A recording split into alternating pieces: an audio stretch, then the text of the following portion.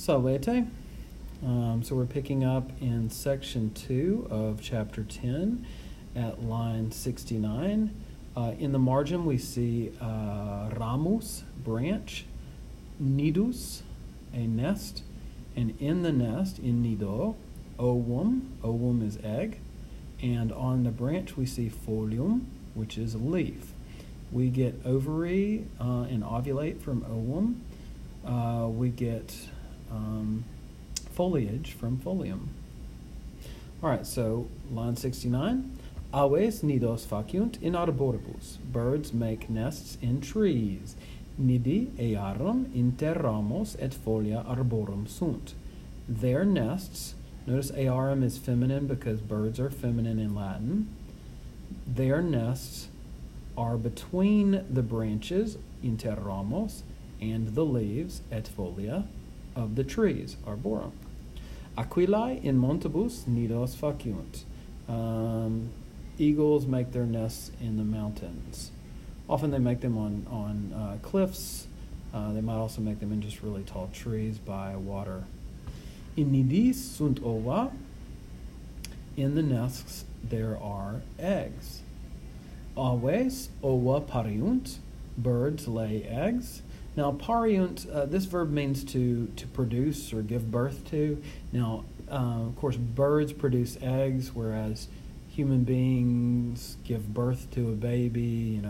Puppies give birth, mother dogs give birth to puppies, and so on. So depending on what the context is, parit or pariunt might be give birth to, or it might be lay, in the sense of lay eggs. So here, birds give birth to, that doesn't really work, so say lay eggs. Okay, birds lay eggs. Ex quibus, from which, parvi pulli exiunt, small chicks go out. Or we would probably say come out. Okay, so pulli are the chicks, pullus is the singular of that. That word pullus is not only for small birds, but also for other small animals. So pullus, if it referred to a small dog, would be puppy, right? And there could be other things as well. Here it means chicks, but just be aware it can mean other small offspring. Canis non ova, sed pullos vivos paret. A dog does not lay eggs, but gives birth to live, and this time let's say pups. Feminae liberos pariunt. Women give birth to children, liberos. Now, liberos can mean children. The plural of this word can be children, but also it's just the plural of the adjective liber, which means free. So strangely enough, liberos could mean children or free people. A little bit of ambiguity in Latin.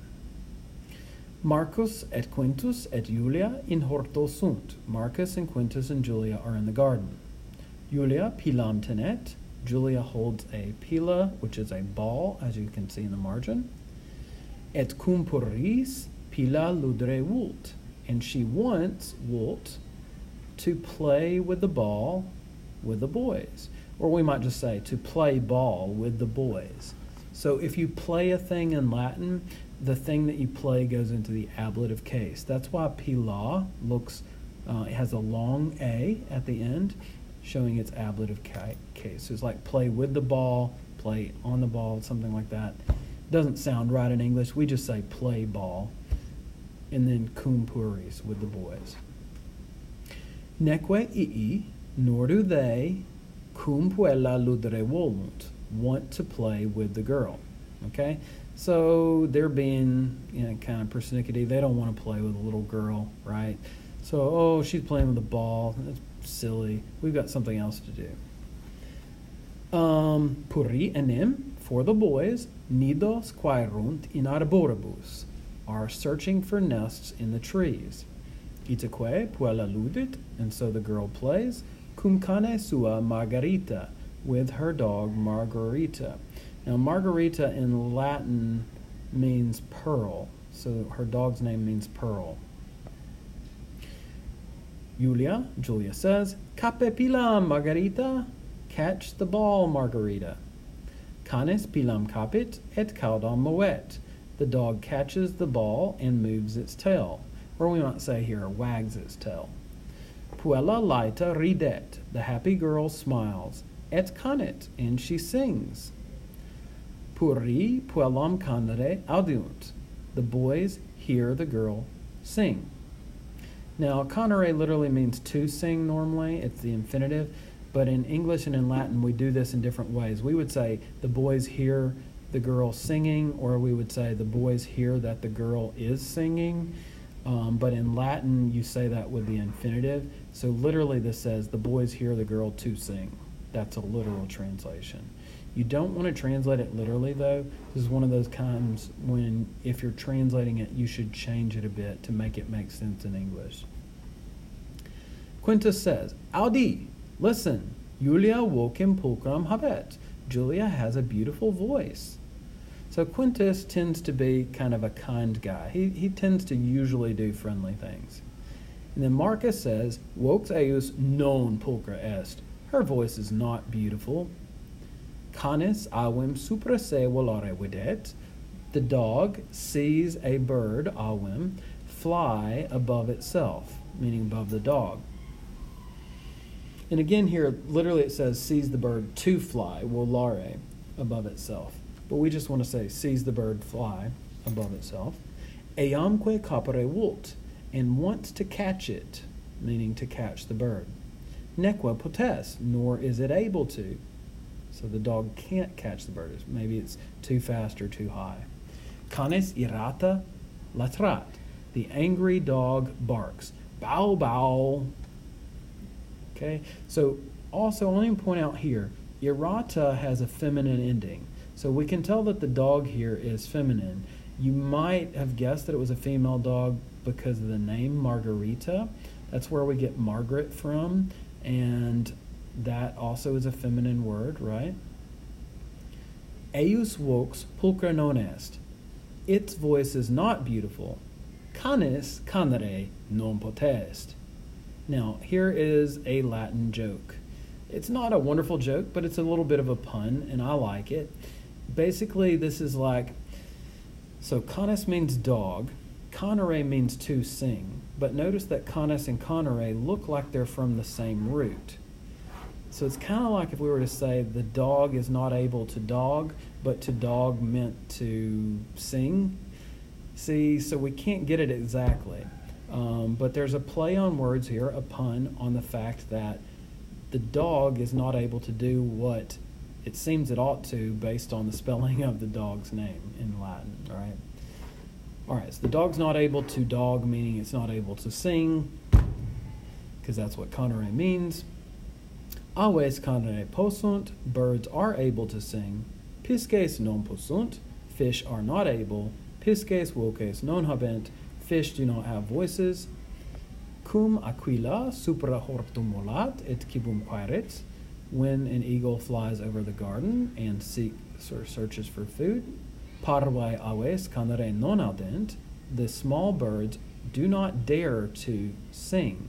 Now, audent is different from audiunt. We've had audiunt a lot. Audiunt means hear. Audent with an E-N-T, different verb. It's related to audacious and audacity in English, and it means they dare, right? So small birds don't dare to sing when the eagle's flying over the garden. Why? Because they're scared.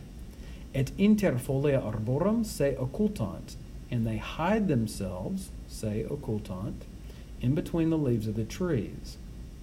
Itaque aquila eas reperire non potest, and so the eagle is not able to discover them, to find them. Reperire.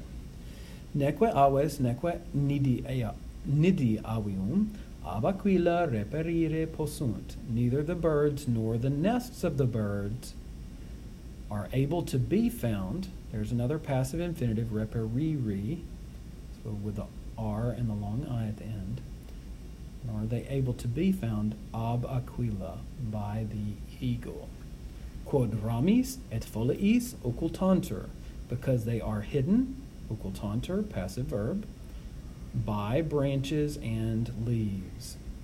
Marcus autem nidum reperit. Marcus, however, finds a nest. Et quintum vocat, and he calls on Quintus. Veni, Quinti. In hac arbore nidus est. In this tree there is a nest. Accurrit Quintus. Quintus runs to him. Marcus says, Age, come on. Ascinde in arborem, Quinte. Climb into the tree, Quintus. Quintus in arborem ascendit. Quintus climbs into the tree. Jam is supra Marcum in arbore est. Now he is above Marcus in the tree. Marcus ipse in arborem ascendere non audet. Marcus himself does not dare to climb into the tree. Aha! Marcus interrogat. Marcus asks, Quot sunt ova in nido? How many eggs are in the nest? Quintus says, Nulla ova, no eggs, sed quattuor puli, but 4 chicks.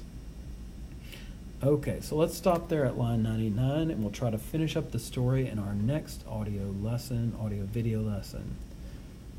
Valete omnes.